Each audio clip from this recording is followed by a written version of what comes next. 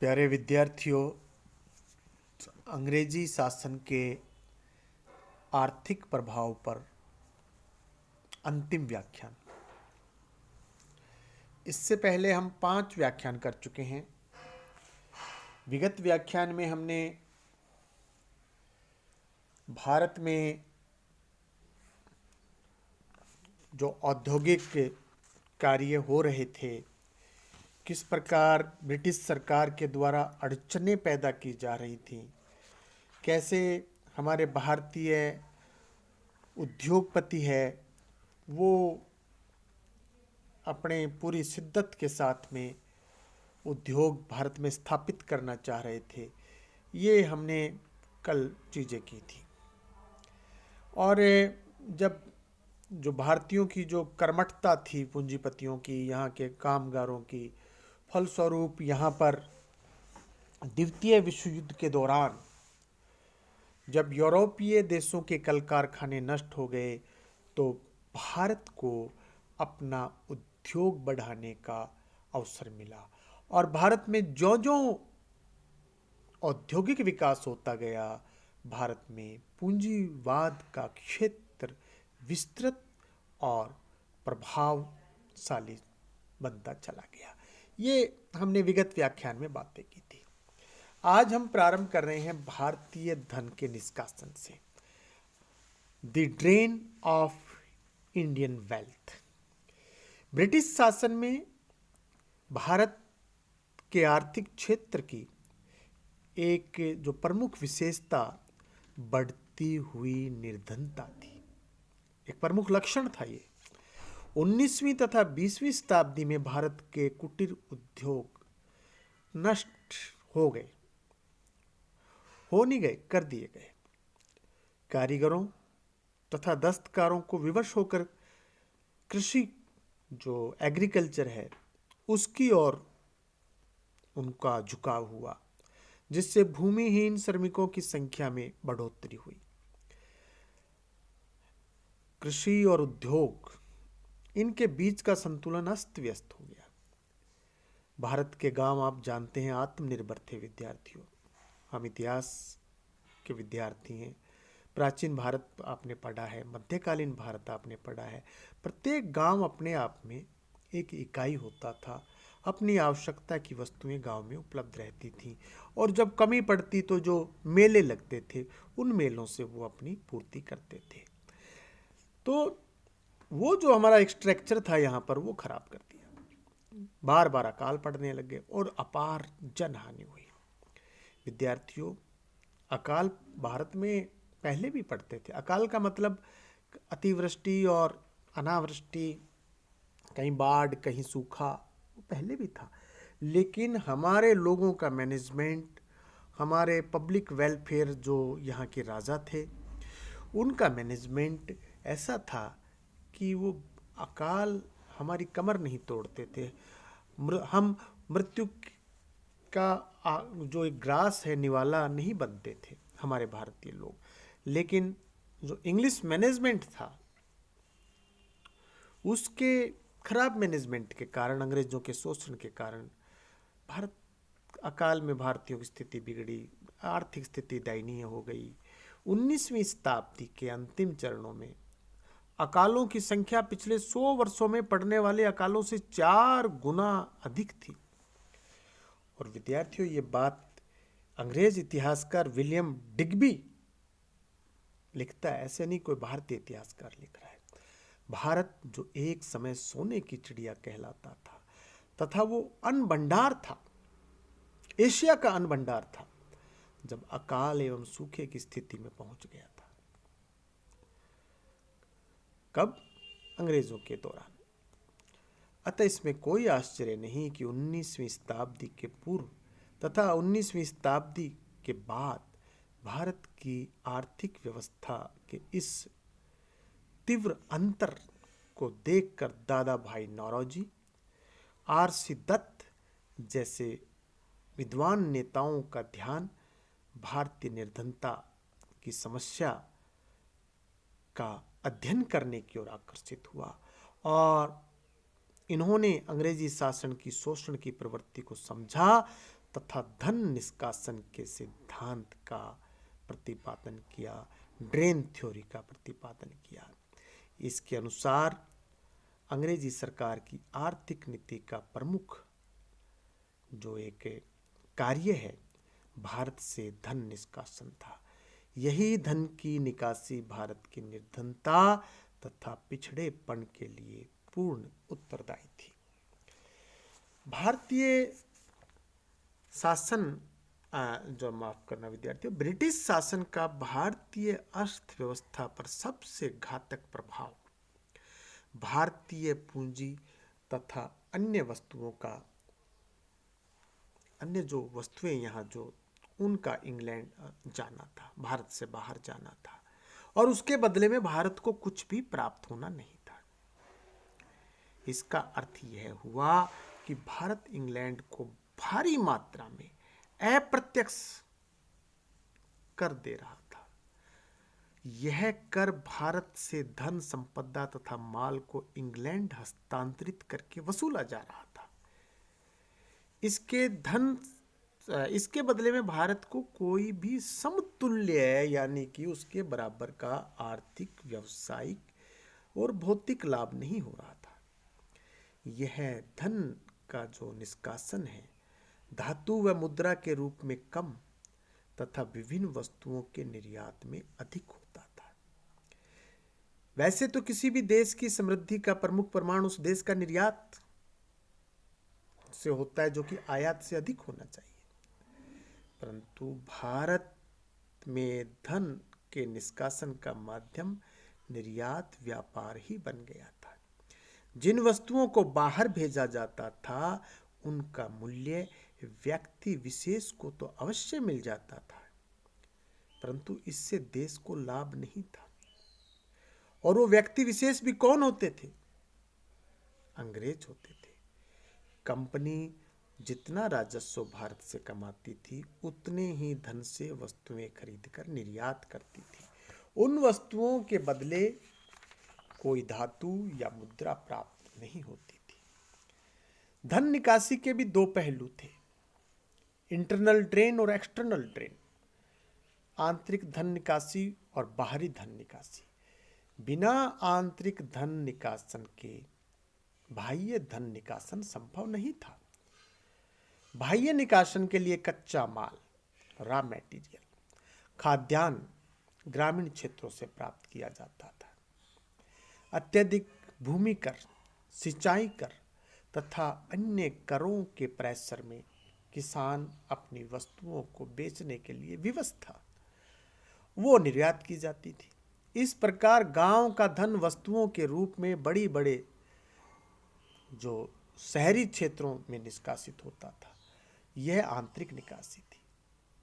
इसका ज्यादा लाभ गरीब किसान को नहीं होता था। सरकार की आय का 75% भाग, 75% से भी अधिक भाग गांवों से प्राप्त होता था, परंतु इसका बहुत छोटा सा भाग गांव पर व्यय किया जाता था। व्यय का जो अंग्रेजी जो आंकड़ा 60% भाग है प्रशासन, रक्षा, शांति आदि मुद्दों पर खर्च होता था। इस प्रकार गांव से वसूल किया जाने वाला कर नगरों में खर्च होता था। शहर से यह धन आगे इंग्लैंड भेजा जाता था। यह बाह्य धन निकासी थी जिसका देश को कोई लाभ नहीं था। विद्यार्थियों, ब्रिटिश कंपनी प्रारंभ से ही इस कोशिश में रही कि किसी न किसी युक्ति से बिना कुछ दिए अथवा कम राशि देकर भारत का माल इंग्लैंड भेज दिया जाए। यह अवसर उसे पलासी के युद्ध के बाद से प्राप्त हो सका, जब कंपनी ने भारत में लूट के युग की श्री गणेश कर दी थी। कंपनी ने भारत को न केवल व्यापार के क्षेत्र में लूटना प्रारंभ किया, अपितु अपनी इच्छा से राजाओं को गद्दी पर बिठाकर, उतारकर, भय बनाकर उनसे नजराना एवं उपहार लेने प्रारंभ कर दिए। ये उपहार अधिकांशतः व्यक्तिगत रूप से अंग्रेज अधिकारियों के खजाने में जा रहे थे। अंततः कंपनी ने ऐसी स्थिति उत्पन्न कर दी कि वह एक मतलब एक आना यूं कहें भी सोना खर्च किए बना समूचे भारत में व्यापार करने में सफल हो गई। विद्यार्थियों, यदि धन निष्कासन के हम आंकड़ों की बात करें तो कितनी मात्रा में था इसका देखिए, सही से आंकड़े तो नहीं है लेकिन अनुमान ही कहा जा सकता है। 1859 में, विद्यार्थियों आपसे गुजारिश है कि जब भी आंकड़ों की बात होती है मैं आपसे कहता हूं कि आप इनको अवश्य नोट किया करें। यद्यपि आपसे यह भी बार बार कहा जाता है कि आप कॉपी पेन साथ में रखा करें। अभी इसमें आंकड़े आएंगे, आप इनको नोट कीजिएगा। 1800, हालांकि सामने स्लाइड है, इसमें जो मैं बोल रहा हूं वो आप वहां पे देख सकेंगे। 1859 में जॉर्ज विनगेट ने एक अपना जो अनुमान लगाया, एक अध्ययन किया, वो था 1834 से 1851 के जो बीच है। वो लिखता है कि 42,21,611 पाउंड प्रतिवर्ष जो है वो दिया जाता था। 1901 में विलियम डिग्बी ने एक अध्ययन किया 1757 से लेकर के 1815 तक का, और उसने बताया एक अनुमान कि 1000 मिलियन पाउंड के लगभग, जो उसने अपनी जो किताब लिखी थी प्रोस्पेरस ब्रिटिश इंडिया, उसमें जॉर्ज विनगेट ने, माफ करना, विलियम डिग्बी ने यह आंकड़ा दिया। 1834 के बाद भारतीय तथा अंग्रेज विद्वानों द्वारा ये धन निष्कासन की राशि के कई विश्वसनीय आंकड़े यूं हम कहें कि उन्होंने दिए। मार्टिन माउंट गुमरी, उसने 1828 में एक अनुमान बताया और 30,000 मिलियन पाउंड प्रति वर्ष की दर उसने बताया। दादा भाई नौरोजी, जीवी जोशी, आर.सी. दत्त जैसे भारतीय जो राष्ट्रवादी नेता थे, विद्वान थे, उन्होंने 1883 से 1892 के 10 वर्षों में यह राशि 359 करोड़ बताई। 1901 में डी.ई. वतवा ने 1860 से 1940 साल तक यह राशि 30 से 40 करोड़ प्रति वर्ष निर्धारित की,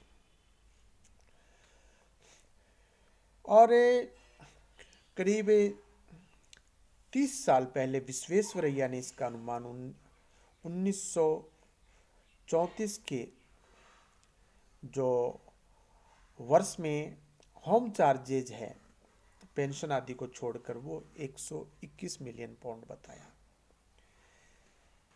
पेवलोव का स्टेटमेंट कि 1930 के दशक में अंग्रेजों ने केवल कर के रूप में 130 से 140 मिलियन पाउंड प्रति वर्ष के हिसाब से भारत से प्राप्त की।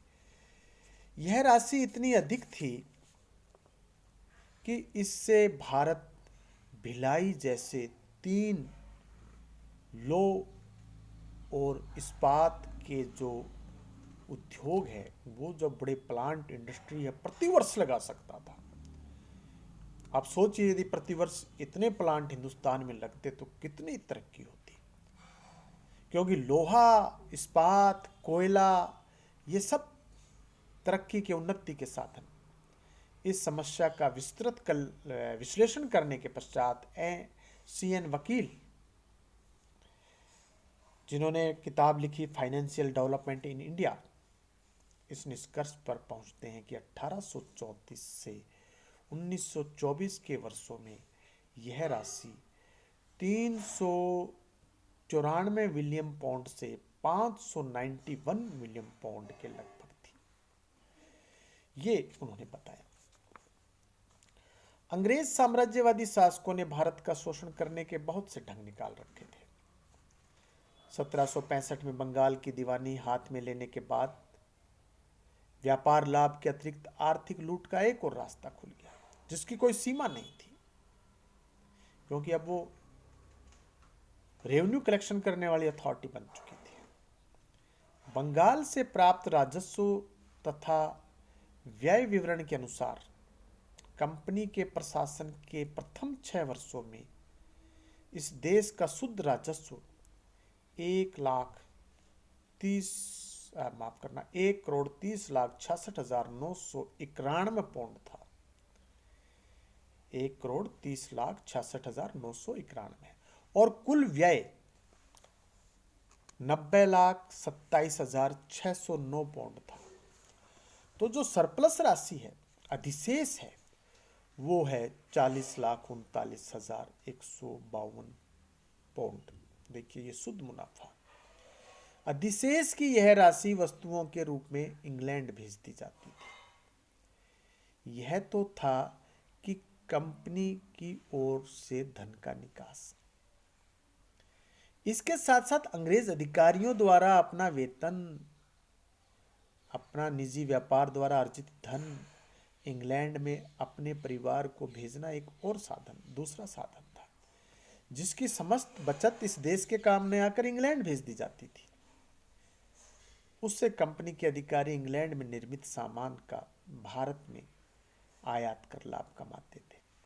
भारत में रेलों तथा अन्य सार्वजनिक कार्यों के लिए ऋण देकर कंपनी के लोग ब्याज कमाते थे। मुद्रा परिवर्तन में घाटा भी धन निष्कासन के अच्छे साधन बना रखे थे। कंपनी के विभिन्न अधिकारियों द्वारा भारतीय नरेशों से जबरदस्ती जो उपहार और अन्य लाभ हड़प लिए जाते थे, उनको भी इंग्लैंड भेजना धन निष्कासन का साधन था। 1813 में जब ब्रिटिश सरकार ने ईस्ट इंडिया कंपनी का एकाधिकार समाप्त कर दिया, तो इंग्लैंड की अन्य कंपनियों में कंपटीशन हो गया। भारत से कच्चा माल भारी मात्रा में कपास, नील, जूट, चमड़ा, कॉफी, चाय, ये सब यहाँ से भेजे जाने लगे। तो भी प्रतिस्पर्धा में किसान को लाभ होना चाहिए था, भारतीय को लाभ होना चाहिए था, लेकिन ऐसा नहीं था। कौड़ियों के भाव खरीदा जाकर यह कच्चा माल इंग्लैंड जाता और वहाँ से तैयार माल कपास जा रही है, वहाँ से जो शर्ट बन के आ रही है उसको भारत में बेचा जाता।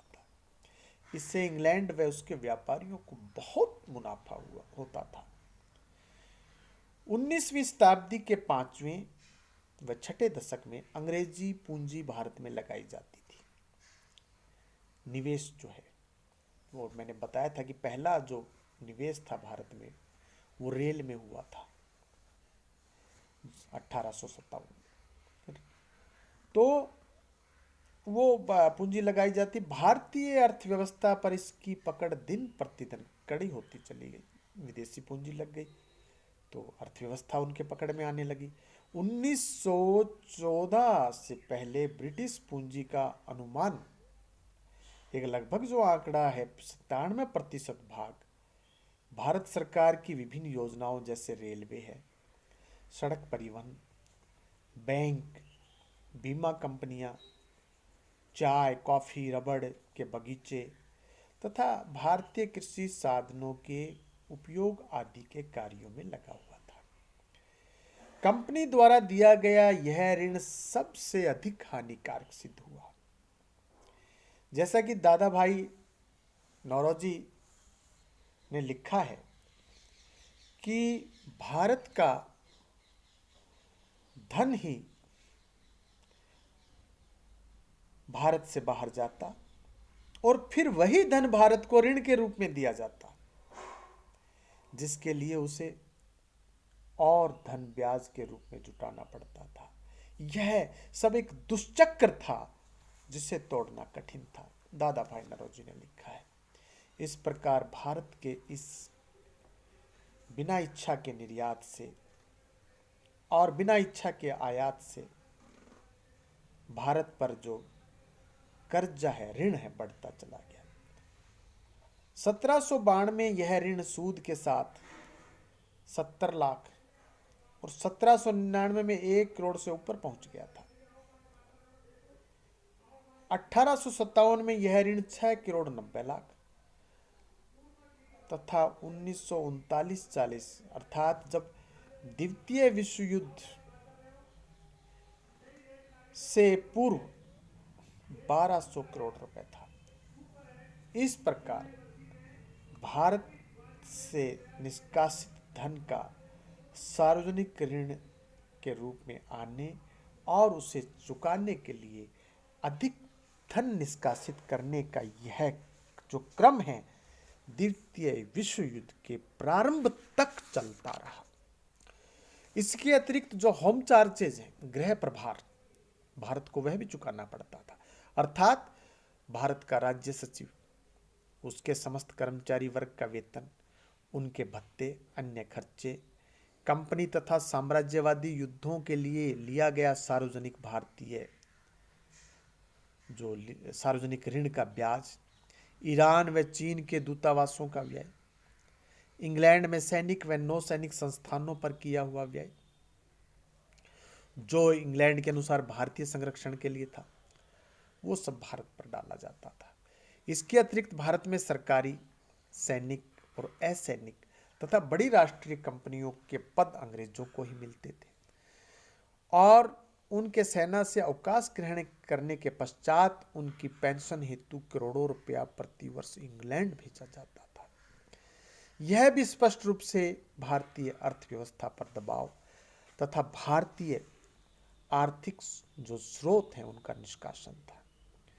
उदाहरणतया 1902-1903 में केवल पेंशन तथा अन्य भत्तों के रूप में, जैसा कि बिपिन चंद्र लिखते हैं, इंग्लैंड को भेजे जाने वाला धन भारतीय राजस्व का भारत जो कुल कलेक्शन था, जो पेंशन के लिए इंग्लैंड भेजा जा रहा था, 12% था।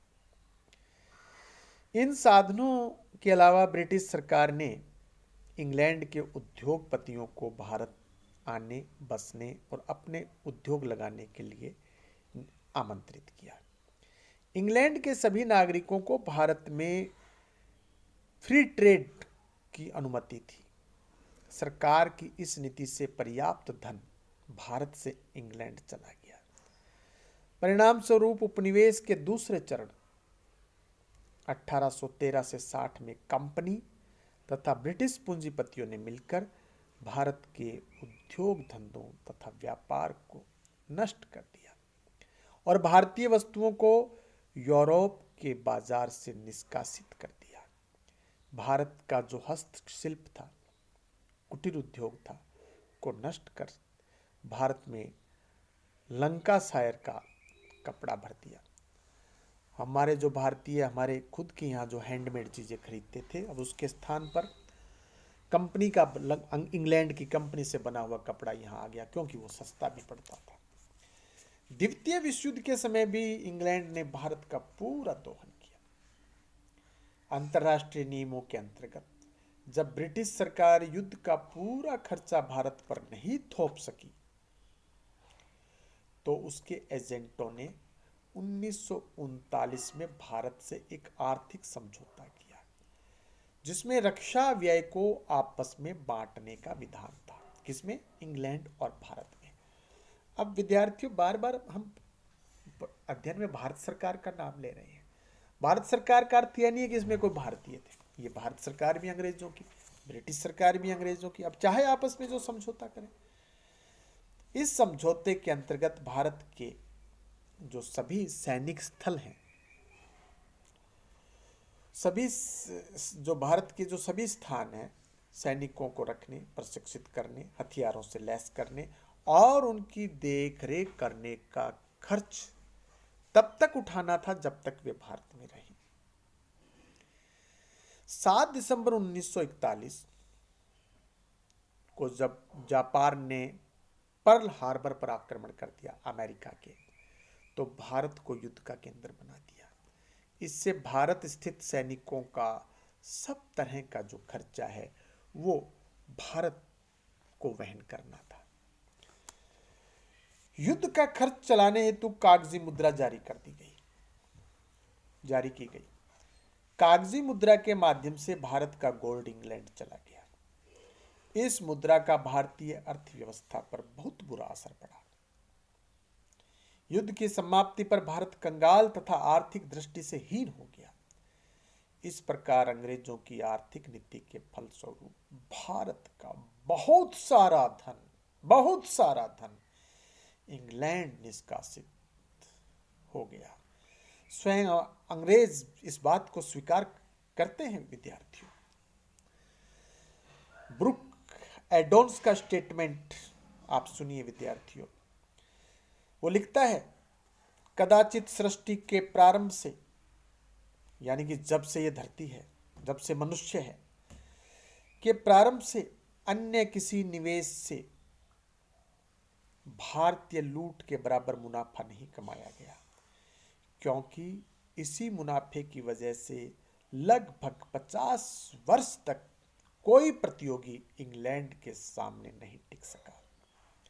ये कहना है अंग्रेज इतिहासकार ब्रुक एडोन्स का, अर्थशास्त्री। आप विद्यार्थियों मद्रास के राजस्व बोर्ड के जो अध्यक्ष जॉन सुलिवन हैं, उसका भी एक स्टेटमेंट बड़े कविता के अंदाज में आप सुनिए इसको। हमारी व्यवस्था एक स्पंज विद्यार्थियों, एक वो जो होता है ना, उसको अपन दबा करके छोड़ें तो फिर वो पानी सोख लेता है, जल शोषक। हमारी व्यवस्था एक स्पंज यानी कि जल शोषक की तरह कार्य करती है, जो कि गंगा नदी के किनारे की सब अच्छी वस्तुओं को सोख कर थेम्स नदी, यानी कि जो इंग्लैंड में है, के तट पर निचोड़ देती है। बहुत ही सुंदर बात लिखी है विद्यार्थियों जॉन सुलिवन ने।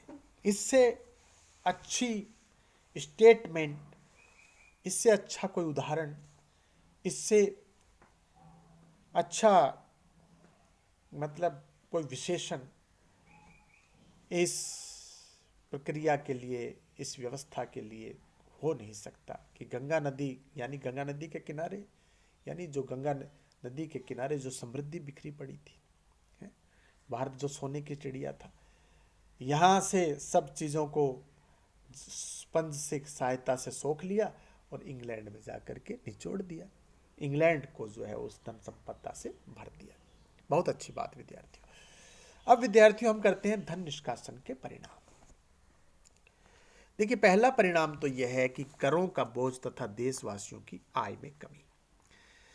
इस धन का हम अपन बात करते आ रहे हैं कि अनुमान लगाए हैं सारे कि किस प्रकार से जो कर है वो कर हिंदुस्तान में लगाया जा रहा था और बढ़ाया जा रहा था, और उन करों का बोझ कर लगाते समय ये भी नहीं देखा जा रहा था कि आय कितनी है। अब जिससे कर ले रहे हैं वो व्यक्ति कितना अर्जित कर रहा है। आरसी मजूमदार साहब की मान्यता है कि जब एक देश में कर लगाए जाते हैं और उन करों से प्राप्त धन को देश में ही खर्च किया जाता है, तो देश में सर्कुलेशन होता है, परिसंचरण होता है और व्यापार समृद्ध होता है। इसके अलावा यह धन औद्योगिक और कृषि विकास में सहयोग प्रदान करता है। परंतु एक देश में कर लगाकर उसकी आय दूसरे देश में भेज दी जाए तो वह धन सदा के लिए देश से चला जाता है। इससे उद्योग व विकास और कृषि को विकसित करने में कोई सहायता नहीं मिलती। दूसरे शब्दों में वह धन जनता के पास वापस किसी रूप में नहीं आता। अगली बात करते हैं, अगला बिंदु विद्यार्थियों, देश का निर्धन होना तथा बार बार अकालग्रस्त होना। दादा भाई नौरोजी ने धन निष्कासन को पोप के पाप की संज्ञा दी है। इससे भारतीय निर्धनता का प्रमुख कारण बताया है। अंग्रेजों की आर्थिक नीति के कारण भारत का कच्चा माल इंग्लैंड जाने लगा। इस निर्यात का चाहे भारत के अन्य आर्थिक क्षेत्रों पर बहुत प्रभाव लक्षित न हुआ हो, परंतु इसने राष्ट्रीय उत्पादन में कमी ला दी। इसके कारण भारतवासी पूंजी संचय में असमर्थ रहे, और जब वे पूंजी का संग्रह नहीं कर सके तो भारत को औद्योगिकरण के मार्ग की ओर अग्रसर भी नहीं कर सके। इससे क्या हुआ? देश में गरीबी बढ़ती गई, निर्धनता बढ़ती चली गई। इसके अलावा बार बार देश में अकाल पड़ने लगे, जनहानि, पशु हानि होने लगी। अंग्रेज इतिहासकार डिग्बी ने लिखा है कि 19वीं शताब्दी के उत्तरार्ध में 24 छोटे बड़े अकाल पड़े, जिनमें 2,25,00,000 जाने चली गई। विद्यार्थियों, 2,25,00,000। 20वीं सदी में भी पड़ने वाले अकालों की संख्या कम नहीं थी। 1943 में केवल बंगाल के अकाल में 30 लाख लोगों की मृत्यु हुई। इन अकालों का सबसे घिनौना रूप यह था कि लोग भूखे इसलिए नहीं मर रहे थे कि देश में अन्न की कमी थी, अपितु इसलिए कि उनमें अन्न खरीदने का ताकत नहीं था, उनके पास में रुपया नहीं था। इससे भी बुरी यह बात कि अकाल के दिनों में भी भारत अपना जो अन्न है वो विदेशों को बेच रहा था। ये मैनेजमेंट मैंने बार बार जिक्र किया है। अंग्रेजों का जो मैनेजमेंट और शोषण नीति थी, उस अकाल से इतनी कैजुअलिटीज और इतनी हालत बिगड़ती। वरना भारत में सूखा तो पहले भी पड़ता था, भारत में बाढ़ पहले भी आती थी, लेकिन किसान इस प्रकार मृत्यु के ग्रास में नहीं गया।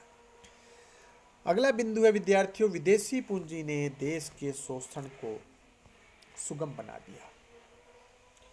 जब भारत में अंग्रेजों ने अपनी पूंजी लगाई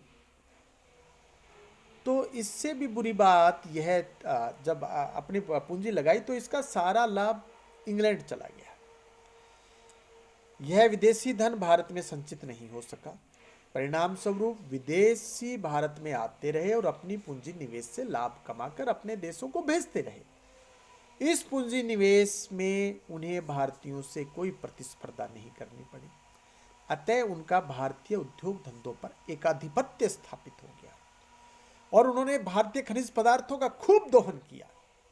खनिज पदार्थों के दोहन के परिणाम स्वरूप इंग्लैंड की पूंजी ही भारत में, इंग्लैंड की पूंजी जो है भारत में मल्टीप्लाई होती रही और वापस इंग्लैंड वो पहुंचती रही। भारतीय किसानों का निर्धन होना। अब आरसी दत्त की बात हमने पहले भी कही, और अब फिर कि आर्थिक शोषण का प्रमुख स्रोत भू राजस्व था सरकार का, और यह भूमि कर किसान को देना पड़ता था। जब उसके पास में भूमि कर देने को धन नहीं होता था तो उसे अपनी उपज को बेचना पड़ता था। उपज बेचने के लिए उन्हें पैदावार बढ़ानी पड़ती थी। इस प्रकार उसके द्वारा उत्पादित खाद्य पदार्थ विदेशों में चला जाता था और कर की मार किसानों पर दोहरी मार पड़ती थी। उनकी आर्थिक स्थिति शोचनीय थी। खाद्यान्न को बेचने और उनके निर्यात करने से उसे भूखे मरना पड़ता था और उसकी लागत का मूल्य भी उसको नहीं मिलता था। तो और इससे किसान की जो स्थिति है वो बहुत खराब हो गई थी। भारतीय व्यापारियों को निर्यात हानिप्रद, क्योंकि पूंजी का एक पक्षीय हस्तांतरण से भारतीय व्यापारियों को निर्यात में घाटा उठाना पड़ता था। जब भारतीय व्यापारी भारतीय सामान का निर्यात करने का प्रयास करते तो उन्हें विदेशी औद्योगिक देशों से प्रतिस्पर्धा करनी पड़ती थी। इस प्रतियोगिता में भारतीय व्यापारियों को अपना माल खपाने हेतु अपना माल सस्ती दरों पर बेचना पड़ता था। क्योंकि भारत के माल पर टैक्स भी ज्यादा लगता था। वो माल और सस्ती दर पर बेचना, इसके परिणाम स्वरूप भारतीय व्यापारी भारतीय सामान का निर्यात करके भी मुनाफा नहीं कमा पा रहे थे। अगला बिंदु है विद्यार्थियों, भारत की मुद्रा प्रणाली का नियंत्रित होना। भारत सरकार को अपनी गृह सरकार के बढ़ते हुए खर्चों का सामना करना पड़ता था। भारत में मुद्रा चांदी की थी, जब हम हमारी परंपरागत बात कर रहे हैं, जबकि इंग्लैंड का स्टर्लिंग एक स्वर्ण मुद्रा था। भारत सरकार को अपनी चांदी की मुद्रा इंग्लैंड की स्वर्ण मुद्रा के रेट में रखना पड़ता था। भारत सरकार की अपनी गृह सरकार की बिना अनुमति के अपनी मुद्रा का अवमूल्यन नहीं कर सकती थी। यहाँ भारत सरकार का मतलब भी विद्यार्थियों, इंग्लैंड जो भारत में सरकार चला रहे हैं, और गृह सरकार का मतलब ब्रिटिश सरकार। इसके अलावा भारत सरकार को अपना स्वर्ण इंग्लैंड भेजने को बाध्य किया जाता था। भारत को इंग्लैंड सारा धन स्वर्ण मुद्रा में हस्तांतरित कराकर भेजना पड़ता था। परिणाम स्वरूप भारत का स्वर्ण इंग्लैंड जाता रहा और भारत उस निर्यात को रोकने हेतु अपनी मुद्रा में कुछ भी परिवर्तन नहीं कर सका। अब भारतीयों को उच्च सरकारी नौकरियों से वंचित करना। पहला तो यह है कि भारतीयों को उच्च शिक्षा देने की कोई व्यवस्था अंग्रेजों ने की नहीं।